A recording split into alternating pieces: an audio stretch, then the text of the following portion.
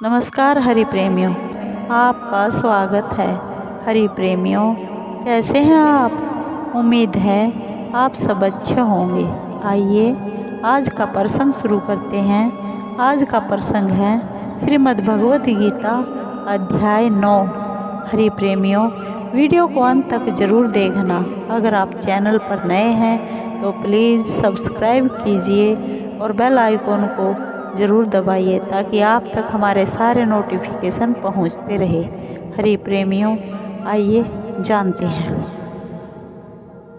वास्तव में श्रीमद् भगवत गीता का महात्म्य वाणी द्वारा वर्णन करने के लिए किसी की भी सामर्थ्य नहीं है, क्योंकि यह एक परम रहस्यमय ग्रंथ है। इसमें संपूर्ण वेदों का सार संग्रह किया गया है।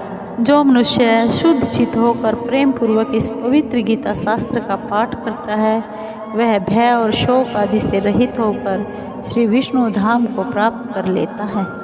जो मनुष्य सदा गीता का पाठ करने वाला है तथा प्राणायाम में तत्पर रहता है, उसके इस जन्म और पूर्व जन्म में किए हुए समस्त पाप निसंदेह नष्ट हो जाते हैं। जल में प्रतिदिन किया हुआ स्नान मनुष्यों के केवल शरीर का मल नाश करता है, परंतु गीता ज्ञान रूप जल में एक बार भी किया जाए तो संसार मल को नष्ट करने वाला है। जो साक्षात कमलनाभ भगवान श्री विष्णु के मुख कमल से प्रकट हुई है, उस गीता का ही भली भांति गान करना चाहिए। जो महाभारत का अमृत सार है तथा जो भगवान श्री कृष्ण के मुख से प्रकट हुआ है, उस गीता रूप गंगा जल को पी लेने पर उन्हें इस संसार में जन्म नहीं लेना पड़ता। हरि प्रेमियों, आइए सुनते हैं। श्री भगवान बोले, तुझ दोष दृष्टि रहित भक्त के लिए इस परम गोपनीय विज्ञान सहित ज्ञान को पुनः भली भांति कहूँगा, जिसको जानकर तू दुख रूप संसार से मुक्त हो जाएगा। यह एक विज्ञान सहित ज्ञान सब विद्याओं का राजा, सब गोपनीयों का राजा, अति पवित्र, अति उत्तम, प्रत्यक्ष फल वाला, धर्म युक्त, साधन करने में बड़ा सुगम और अविनाशी है। हे परंतप, इस उपयुक्त धर्म में श्रद्धा रहित पुरुष मुझको न प्राप्त होकर मृत्यु रूप संसार चक्र में भ्रमण करते रहते हैं। मुझ निराकार परमात्मा से यह सब जगत जल से बर्फ के सदृश परिपूर्ण है और सब भूत मेरे अंतर्गत संकल्प के आधार पर स्थित है, किंतु वास्तव में मैं उनमें स्थित नहीं हूँ।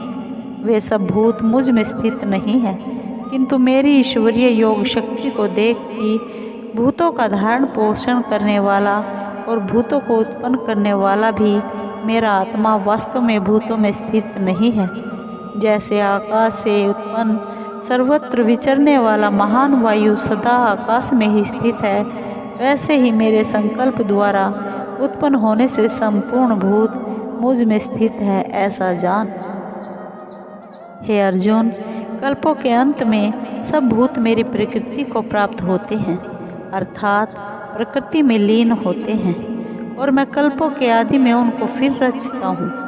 अपनी प्रकृति को अंगीकार करके स्वभाव के बल से परतंत्र हुए इस संपूर्ण भूत समुदाय को बार बार उनके कर्मों के अनुसार रचता हूँ। हे अर्जुन, उन कर्मों में आसक्ति रहित और उदासीन के सदृश स्थित मुझ परमात्मा को वे कर्म नहीं बांधते। हे अर्जुन, मुझ अधिष्ठाता के सकाम से प्रकृति चराचर सहित सर्व जगत को रचती है, और इस हेतु से ही यह संसार चक्र घूम रहा है। मेरे परम भाव को न जानने वाले मूढ़ लोग मनुष्य का शरीर धारण करने वाले मुझ संपूर्ण भूतों के महान ईश्वर को तुच्छ समझते हैं, अर्थात अपनी योग माया से संसार के उद्धार के लिए मनुष्य रूप में विचरते हुए मुझ परमेश्वर को साधारण मनुष्य जानते हैं। वे व्यर्थ आशा, व्यर्थ कर्म और व्यर्थ ज्ञान वाले विक्षिप्त चित्त अज्ञानी जन राक्षसी, आसुरी और मोहिनी प्रकृति को ही धारण किए रहते हैं। परंतु हे कुंती पुत्र, दैवी प्रकृति के आश्रित महात्मा जन मुझको सब भूतों का सनातन कारण और नाश रहित अक्षर स्वरूप जानकर अनन्य मन से युक्त होकर निरंतर भजते हैं। वे दृढ़ निश्चय वाले भक्तजन निरंतर मेरे नाम और गुणों का कीर्तन करते हुए तथा मेरी प्राप्ति के लिए यत्न करते हुए और मुझको बार बार प्रणाम करते हुए सदा मेरे ध्यान में युक्त होकर अनन्य प्रेम से मेरी उपासना करते हैं। दूसरे योगी जन मुझ निर्गुण निराकार ब्रह्म का ज्ञान यज्ञ के द्वारा अभिन्न भाव से पूजन करते हुए भी मेरी उपासना करते हैं, और दूसरे मनुष्य बहुत प्रकार से स्थित मुझ विराट स्वरूप परमेश्वर की पृथक भाव से उपासना करते हैं। कर्तु मैं हूँ, यज्ञ मैं हूँ, स्वधा मैं हूँ, औषधि मैं हूँ, मंत्र मैं हूँ, घृत मैं हूँ, अग्नि मैं हूँ और हवन रूप क्रिया भी मैं ही हूँ। इस संपूर्ण जगत का दाता अर्थात धारण करने वाला एवं कर्मों के फल को देने वाला पिता माता पितामह जानने योग्य पवित्र ओंकार तथा ऋग्वेद सामवेद और यजुर्वेद भी मैं ही हूँ। प्राप्त होने योग्य परम धाम भरण पोषण करने वाला सबका स्वामी शुभाशुभ का देखने वाला सबका वासस्थान शरण लेने योग्य प्रत्युपकार न चाहकर हित करने वाला सबकी उत्पत्ति प्रलय का हेतु स्थिति का आधार निधान और अविनाशी कारण भी मैं ही हूँ।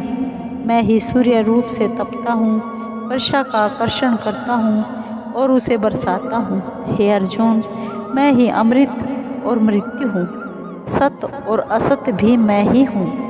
तीनों वेदों में विधान किए हुए सकाम कर्मों को करने वाले, सोमरस को पीने वाले, पाप रहित पुरुष मुझको यज्ञों को द्वारा पूज कर स्वर्ग की प्राप्ति चाहते हैं। वे पुरुष अपने पुण्यों के फल रूप स्वर्ग लोक को प्राप्त होकर स्वर्ग में दिव्य देवताओं के भोगों को भोगते हैं।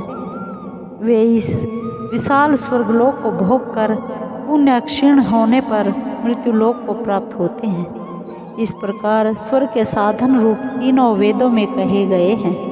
सकाम कर्म का आश्रय लेने वाले और भोगों की कामना करने वाले पुरुष बार बार आवागमन को प्राप्त होते हैं, अर्थात पुण्य के प्रभाव से स्वर्ग में जाते हैं और पुण्य क्षीण होने पर मृत्युलोक में फिर से आ जाते हैं। जो अनन्य प्रेमी भक्तजन मुझ परमेश्वर को निरंतर चिंतन करते हुए निष्काम भाव से भजते हैं, उन नित्य निरंतर मेरा चिंतन करने वाले पुरुषों का योग क्षेम मैं स्वयं प्राप्त कर देता हूँ। हे अर्जुन, यद्यपि श्रद्धा से युक्त जो सकाम भक्त दूसरे देवताओं को पूजते हैं वे भी मुझको ही पूजते हैं, किंतु उनका वह पूजन अविधि पूर्वक अर्थात अज्ञान पूर्वक है, क्योंकि संपूर्ण यज्ञों का भोक्ता और स्वामी भी मैं ही हूँ।